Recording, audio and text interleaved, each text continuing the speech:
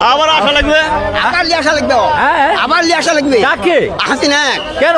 হ্যাঁ, এই যেন শান্তি করবে। আসসালামু আলাইকুম। আলু বিক্রি হলো? না না ফেরত দিয়ে যাচ্ছি। আলু কেন ফেরত নিয়ে যাচ্ছেন আপনি?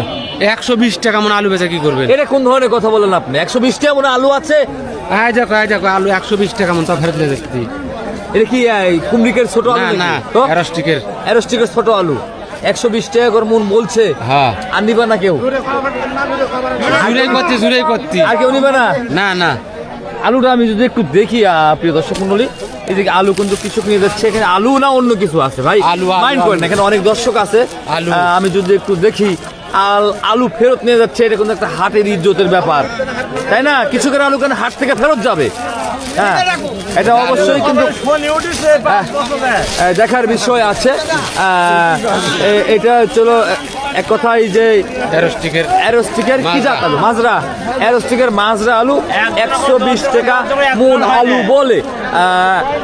এই 120 টাকা মন বলে আপনার কি মনে হচ্ছে? এই কপাল শনি উঠতে কৃষকের কপালে। কৃষকের কপালে শনি উঠতেছে। হ্যাঁ। আপনাদের কি মনে হচ্ছে? সত্যি কথা বলবেন, কেন ফেরত নিয়ে যাচ্ছে? খাসেন একটা লাগবে। হ্যাঁ, আলু ইয়া হবে। কাকে কাকে কাকে বললেন? শেখ হাসিনা ও তো নাই, ও তো নাই। সে তো ভোট দিবে। হ্যাঁ, কয়বার তাড়াবেন? ও তো নাই, চলেই গেছে তো। আবার আশা লাগবে। আবার লিয়াসা লাগবে, হ্যাঁ। আবার লিয়াসা লাগবে। কাকে? হাসিনা। কেন? হ্যাঁ, এই যেন শান্তি করবে, এই দেশ শান্তি আছে, হ্যাঁ। এই দেশে শান্তি হবে। হাসিনা কেন শান্তি হ্যাঁ, হবে? শান্তি অবশ্যই হবে। দয়া আছে মানুষের উপর।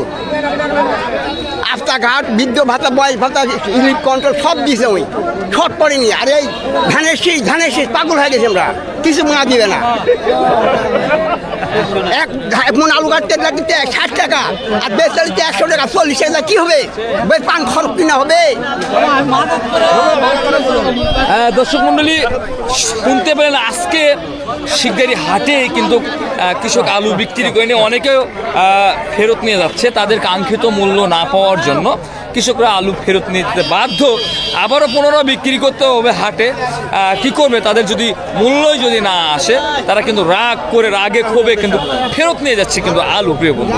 এবং ভিডিওটি কোথা থেকে দেখছেন, কোন লেখা থেকে, গঠনমূলক মন্তব্য লিখতে ভুলবেন না প্রিয় বন্ধুগণ।